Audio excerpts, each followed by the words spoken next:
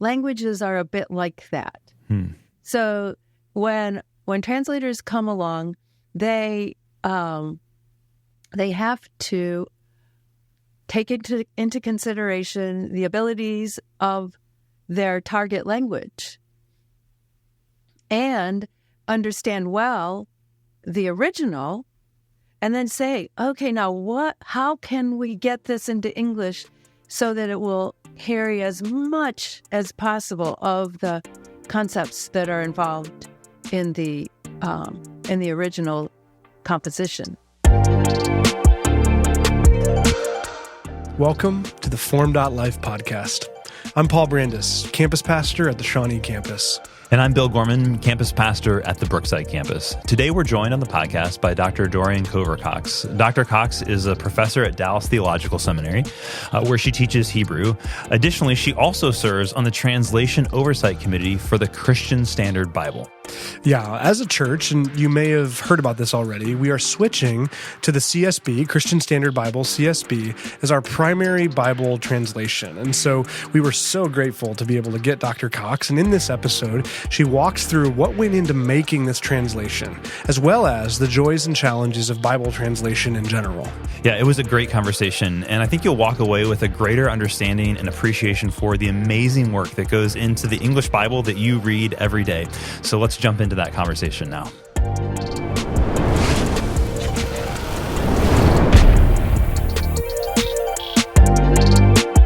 Well, Dr. Cox, thanks so much for being with us today. I'm excited to get to talk with you about Bible translation and really how that impacts our experience of reading and studying and being changed by. That's so important, right? Not just reading and study, but being changed by and enjoying the scriptures. And so thanks so much for taking the time to do this with us. My pleasure. Thank you for inviting me. I'm greatly honored. Oh, that's great. Well, I know you've spent a lot of your time in your life studying the Bible, and not just in English, but in the original languages, and even doing Bible translation, which is another step further kind of in that work. And so I'm curious, what ignited your passion for biblical languages and to do this work of Bible translation? I'd just love to hear a little bit of that story. Well, I learned as a child the value of knowing languages, partly because my parents would frequently entertain missionaries from other countries. And I could see right away that it would be great to be able to know other languages. And I listened to my father preaching, and I could see the benefit that it was to him to be able to understand Hebrew or Greek. Mm-hmm. I heard him say that he wished he had had a better experience with Hebrew. He didn't have as much facility with Hebrew as he did with Greek. Yeah, and I've thought about that fairly often while attempting to help people learn Hebrew. I want them to know that even if they're not great at it, they can be better at it, and it will be helpful to them and to other people to have this access to reading Scripture in the language it came to us in. And yet, in the process, I have also been grateful to be able to say to them and to others that the way Scripture works, it can be translated, and it can be translated well, so that what we need is available. Yeah. Well, and with that, what do you feel like are some common misunderstandings about Bible translation, or things that you wish people understood about Bible translating or translations? I'm sure right. you encounter that as you're teaching or just in the life of the local church. But yeah, what are some common misunderstandings that you encounter around that, and what would you want people to know about kind of Bible translation in the process? Yeah. One thing I think some people might be concerned about, and that is that we have multiple English translations. Yeah. So English-speaking people have a fairly wide variety of English translations that have been done. Meanwhile, there are places in the world and people groups who have none. And I think it might be a little bit too easy sometimes to think that it's all or nothing, and that either we don't do that we don't do translations for new people, or we have more English. Like we have to pick between one or the other. I'm not saying it well, but you get the idea. Yeah. So it's not fair or something like that. Oh, yeah. We have so many variety of translations in English, and there's certain, right, yeah. So why would you want to do another English translation? Yeah. Why would you want to be involved in anything like that? Well, first, I think it's our job to be involved in both to the best of our ability, whether as supporters or people who are actually directly involved in reducing languages to writing and then coming up with good translations into all of the languages where there are people who need them. Yeah. And so that it's not an either or choice. When I look at English translations, there are a variety of reasons why a person or a publisher might want to support a new translation. And so I'm glad that we have options, because as translators work, they have to make choices about how to translate in view of their audience. Mm-hmm. Because they're making choices about how to put it into English, and English isn't the same for everybody. Mm-hmm. It's not. There are things about it that are different for people in different countries and different skill levels. Mm-hmm. That's right. Yeah. Right. So and English changes quickly, fairly quickly. So there will always be a need for people who can explain, all right, here's what it says. Now let me tell you what that means, even if they're reading it in a very good translation. That's right. Because it is a body of literature that comes to us from times and places where we don't live. Right. So there are many things to think about in order to understand it well and thoroughly. So the translators are working at making that accessible to their target audience. Who is it that we're attempting to reach? Who do we expect to be able to read the translation that we're doing and understand it well? Another feature of it, I think, and something that CSB thinks about, if I can speak please do. That way. When we work on things, we ask ourselves, how does this physically sound? Yes. Because we hope that churches and individuals and Bible study groups will read it aloud. Yes. Yeah. And so we want the words to work together, to be pronounceable together, to meet one another in a way that facilitates reading aloud. That's really good. I have young kids, so I do a lot of reading aloud. And you can tell certain books, whether they're picture books or chapter books, have been written in a way that they're easy to read aloud or not. I mean, there's a big difference there. Yeah. And you can tell. We're trying to make it pronounceable for a person who normally can read English. Yeah. That's really good. Well, and the longer I read and study the Bible, I'm increasingly grateful for the work of scholars and translators like you and those who've done that work. Yeah, who've done that work, because I think for a long time, as even just growing up, you're so used to in English having translate. It's easy to take it for granted, but the more that I've read and studied, the more I'm so grateful for the work that goes into a translation. And, like we said, as a church family, we were adopting the Christian Standard Bible as our primary translation. And so I just wonder if you could even tell us, you've started that a little bit, but just even introduce us to the CSB a little bit. What were some of the goals, some of the uniquenesses of it? I know in reading some of the introduction, this idea of, I'd love to even talk about like kind of the optimal equivalence kind of translation philosophy a little bit.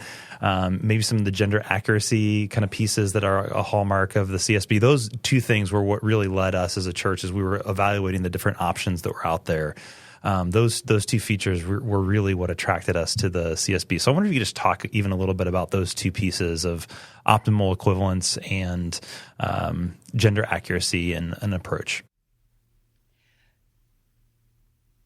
I grew up without any problem personally in seeing masculine pronouns used when it was clear that a mixed group was in view. Mm-hmm.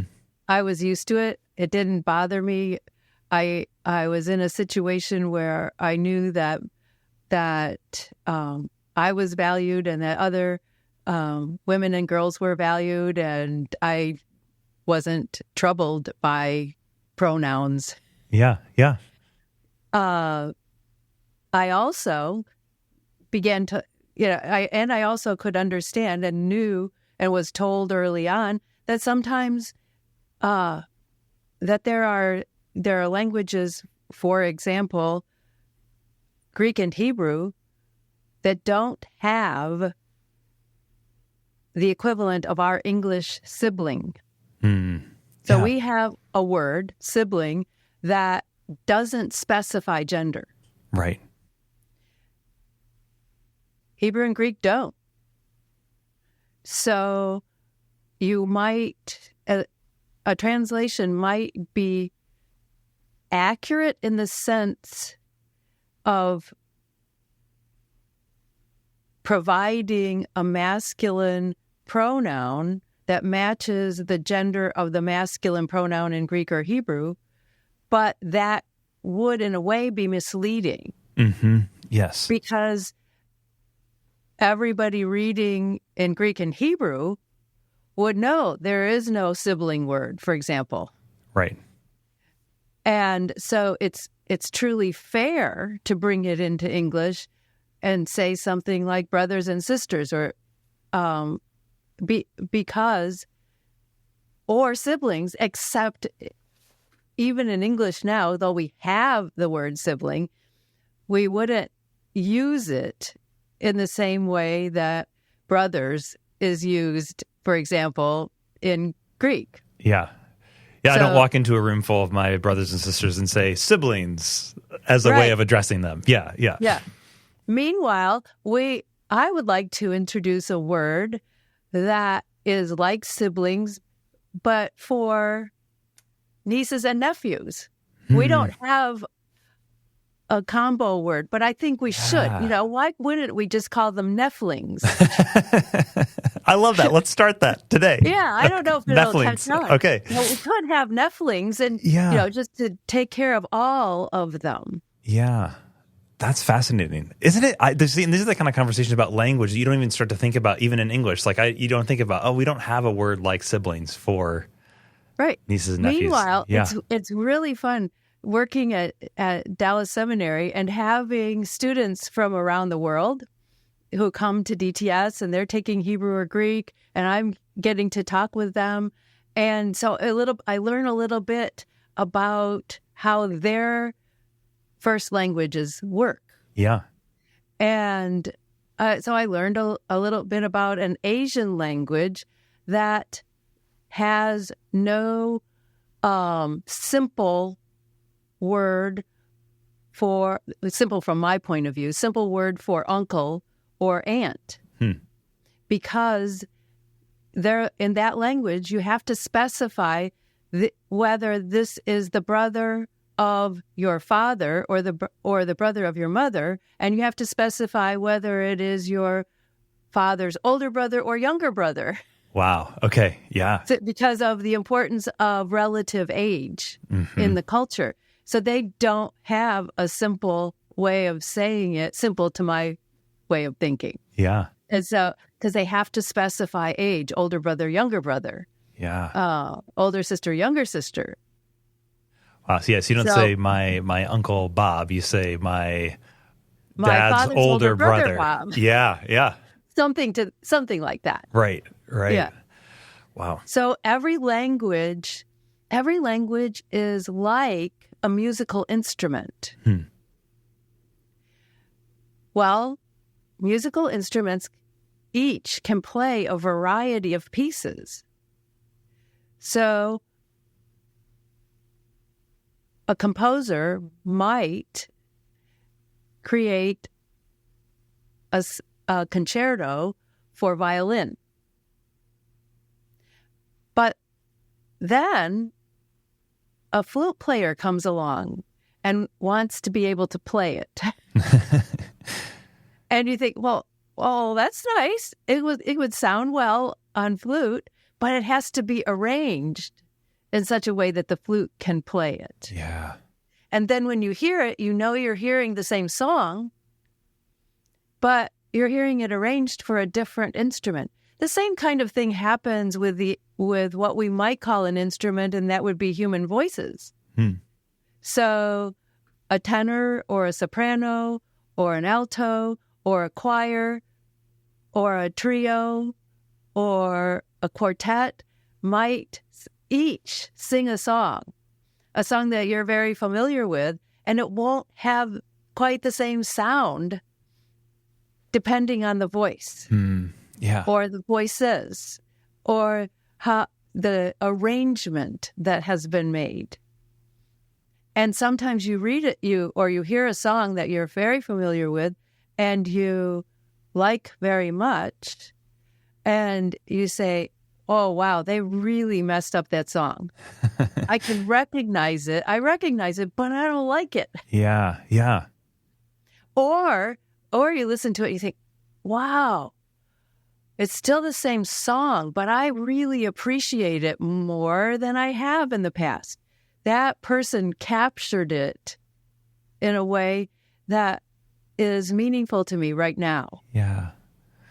Yeah. That's so fascinating, because I could think of those examples, whether it's you hear a song that's you've heard it all with like a full accompaniment, and then you hear an acoustic version or a much simpler version. It's like, oh, I really hear the lyrics more because there's less production to it, and it's like that. Yeah. I hear it in a whole different way. It's the same song, but I hear it fresh, different. Yeah, exactly.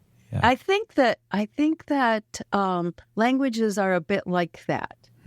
So when translators come along, they have to take into consideration the abilities of their target language and understand well the original, and then say, okay, now how can we get this into English so that it will carry as much as possible of the concepts that are involved in the original composition. Yeah. Well, can we just look at an example with that? Because as I was part of the team of people who looked at all these different Bible translations, and I quickly found that as we were evaluating these different options that we had available, that Amos 4:6 was a really revealing verse, and that's in terms of how the translation was approaching, whether it was more formal in its approach or more functional in its approach to translations. And so, I see you turning that to in your Bible. I'm I don't know all these things off the top of my Yeah, head. I didn't mean to put you on the spot there. No, I had to look at it. I thought, okay, I can see why you would pick that one. So right if you away. turn to, a translation that's a bit more formal, like the New American Standard or the English Standard Bible, it's going to say something like, the Lord's talking through the prophet, I will give you cleanness of teeth, something to that effect. If you're going more to an NIV or a New Living Translation, more on the functional, it's going to say something like hunger or famine or nothing to eat or something like that. And so I wonder if you just even talk through...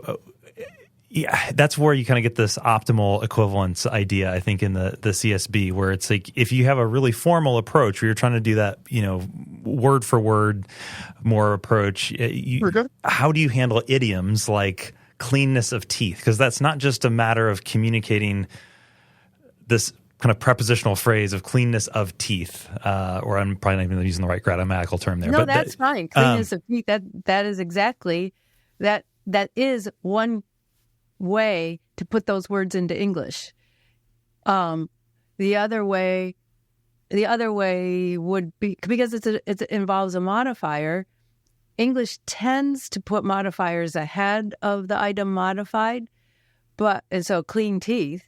But the of connector is, the fancy way of saying it is a paraphrastic genitive. It's a sort of a roundabout way, a longer way of providing the modification that goes on with a noun cleanness and a noun teeth. Yeah. Cleanness is a noun being used to describe teeth. Okay, well, it is always a difficult choice to try to decide whether to retain the figure of speech, which would be cleanness of teeth or clean teeth. That's because when you're looking at it, you think, okay, oh yeah, you really know, don't you, that he's not talking about dental habits, right? And how and proper brushing of teeth. Yeah. So the question then becomes, with any figure of speech, do I retain the figure of speech or provide an interpretation of it so that it's more quickly understandable? And that's a hard choice. Yeah. It's just a hard choice. Yeah. You can hear a kind of figure of speech, a very familiar one, that you wouldn't want to have undone or not included. I can quote in English, "The Lord is my shepherd." Mm-hmm. And that's a figure of speech in a way. Right. It's an image. Well, does it have to be interpreted? Is it a good one to retain? I would say, of course, yes, it needs to be retained. And then the picture needs to be unpacked, which is what the psalm goes on to do. But you really don't want people, and I don't think most people would, but you really don't want people to think, okay, the Lord is my shepherd, and he stands here with his with a shepherd's crook in his hand, and he's wearing sandals, or he's using his helicopter. You think, do shepherds use helicopters? Well, not then, but they do now. Right. There's a spot in New Zealand where You can visit, and when they need to do sheep shearing, they send a helicopter to persuade the sheep to come down off the steep hillsides to have to be taken care of and shorn of their wool. But so shepherding looks different in that place than it did thousands of years ago, or even now in remote places in the Middle East. Yeah. So but every culture and every reader is in a culture where some things have to be explained. Yeah. And that's why you want people to be knowing the source cultures and thinking well about the target cultures, to be able to explain and to make the decisions involved in conveying a word for word versus idea for idea. Yeah. And those are judgment calls that can be difficult. Yeah. Well, and I think that the approach that the CSB has, even just reading how the explicit stated philosophy of that, trying to say we're going to approach this as trying to be as close to the original word ordering and figures of speech and idioms as we can. But yet, when we get to a place like Amos 4:6 in particular is one where the CSB does provide a more meaning kind of the it translates more of this idea of hunger. I can't remember exactly I don't have it in front of me, what it says in the CSB, but it's more on that side. It doesn't go cleanness of teeth or clean teeth. It's more to the hunger or nothing to eat or something to that extent. I was looking at that, or one similar to it just recently, and I was trying to find it here. I don't see it. This is not going to be the best. You can edit it all out. I hope. But it was something like, I will absolutely not give you food, or was something not providing food. And I don't have it right here to look at. Well, and I think, Eugene Peterson in The Message, which is much more on the paraphrase side, he brings that across as something like, I'm going to give you empty pantries and, something like that. He's even going to further kind of, that's the whole, the paraphrase. But you kind of see that spectrum from this very literal bringing across of the idiom of your teeth are going to be clean because you're not going to have any food to get them dirty, to you're going to be hungry, to you're going to have empty pantries, as kind of a one far example on the kind of the paraphrase side of the spectrum. Right. Yeah. Right. So it's just interesting. What I appreciate about the CSB's approach is a sort of a bias or a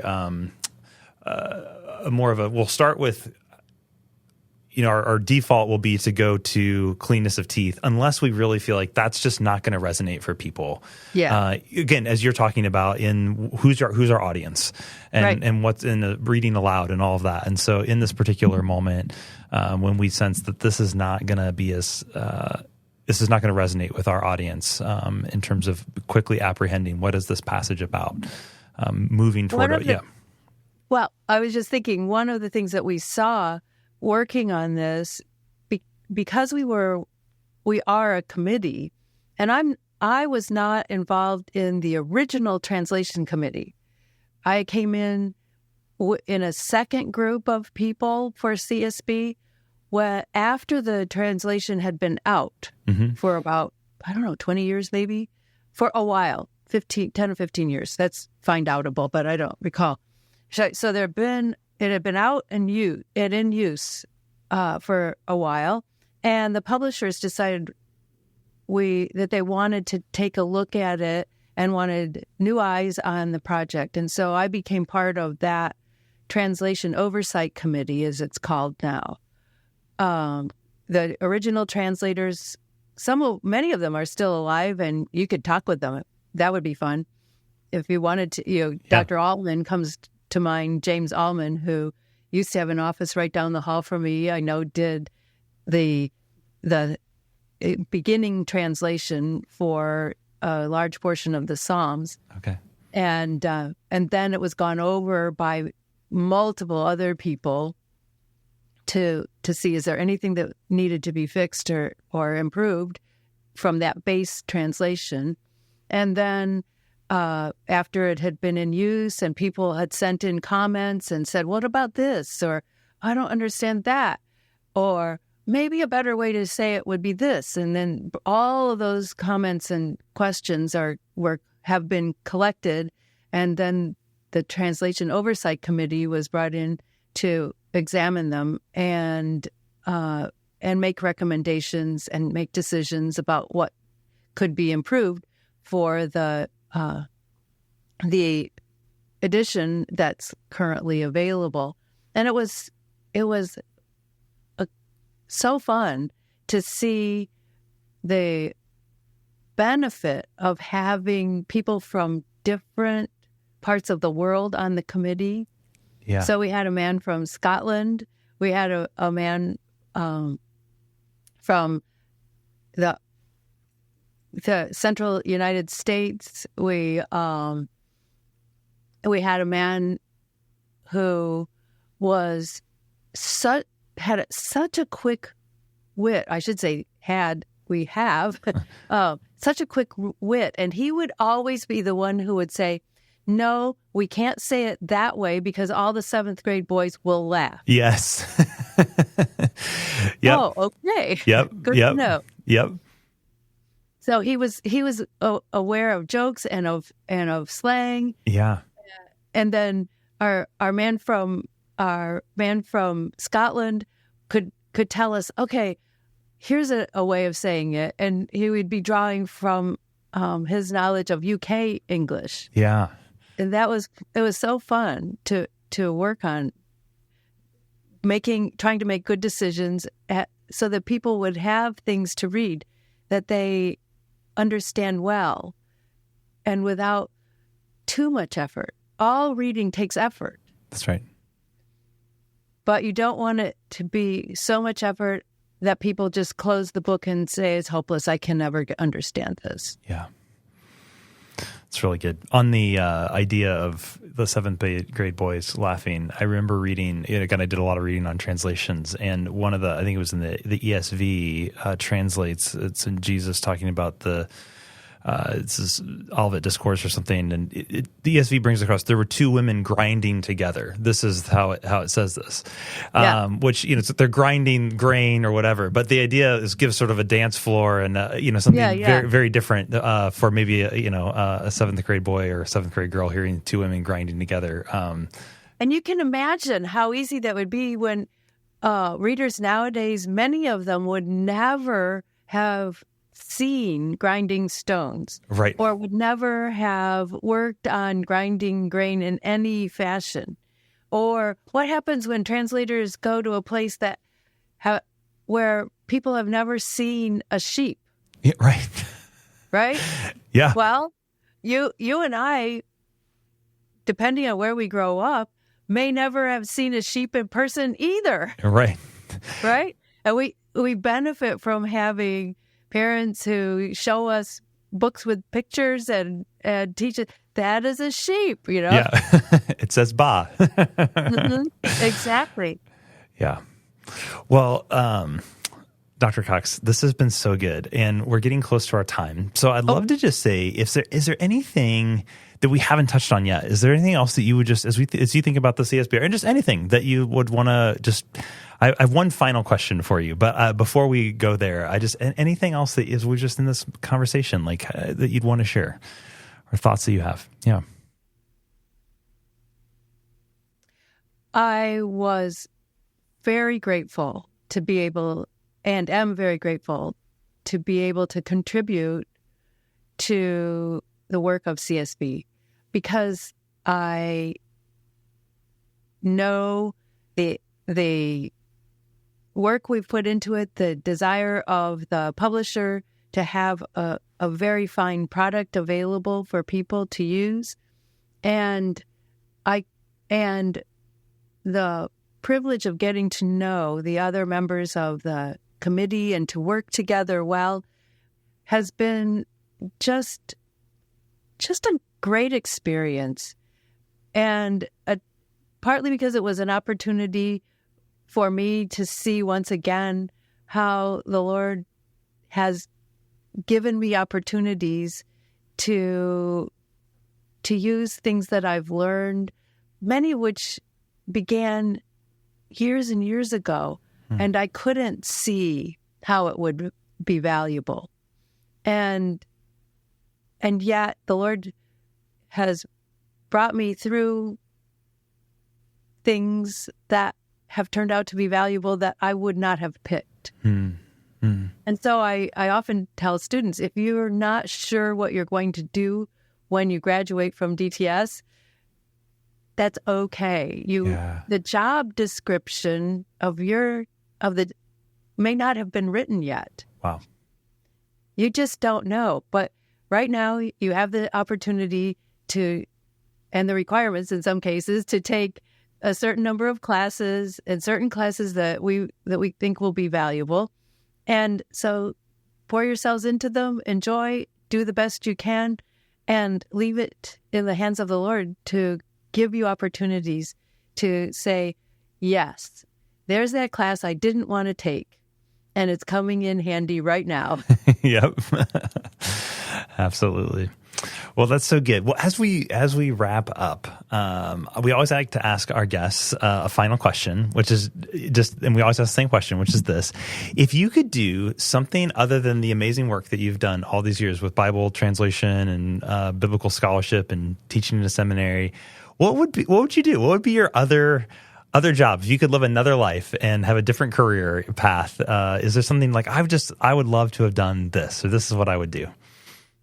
When I saw that question and knew that you were going to ask it, because you sent it to me. So that was that was on purpose. Yeah. Do. And I thought, oh no, I can't think of anything I would rather do. But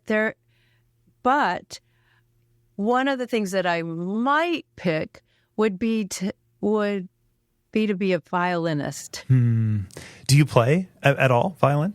My mother tried to teach me to play the violin, and we nearly divorced each other over it. And I have regretted that ever since. Oh, yeah. I wish in a way that I had kept up and done the work to be able to play well. Yeah. Well, and as it was, I just didn't want to do the practicing, I guess. And so we agreed, nope, I wouldn't continue. And I went on and did other things, but never became very good at any of the instruments that I had the opportunity to have lessons on. But I guess I might be a good violinist. Yeah, I like that. Well, again, thank you so much for taking this time, Dr. Cox. It's such a joy to get to learn about this and learn about Bible translation, all the work that goes into it. I mean, I think probably most of us, when we just open up the Bible app on our phone or pick the Bible up off the coffee table to read in the morning, we just don't think about all that went into getting those words to us. I think we think about the inspiration part of God working to inspire the human authors. But there is such a massive amount of amazing work that goes on for us to be able to open and read pretty seamlessly in our first language. And so, again, I'm just grateful for us to get a window into all the work that goes into that. And again, like I said before, just really grateful for the work that you and so many others, not only now, but across the centuries have done to make that possible for us as Bible readers. That is so true. We stand on the shoulders of many who have come before us and have been convinced that it was valuable to read the Word of God and to have it in more than one language. I think of the Old Testament being put into Greek more than 200 years before the time of Christ. Yeah. That has been going on now for a very long time because people have seen that it matters to know God's word and to make it accessible to new groups of people and to have it be as clear as possible and as available as possible. That's awesome. Well, we'll leave it there. Thanks so much for joining us, and thanks for our listeners. Me. Yeah, for being on this episode. We're so grateful. So, blessings on your work, Dr. Cox, and again, thanks for your time. Thank you, sir.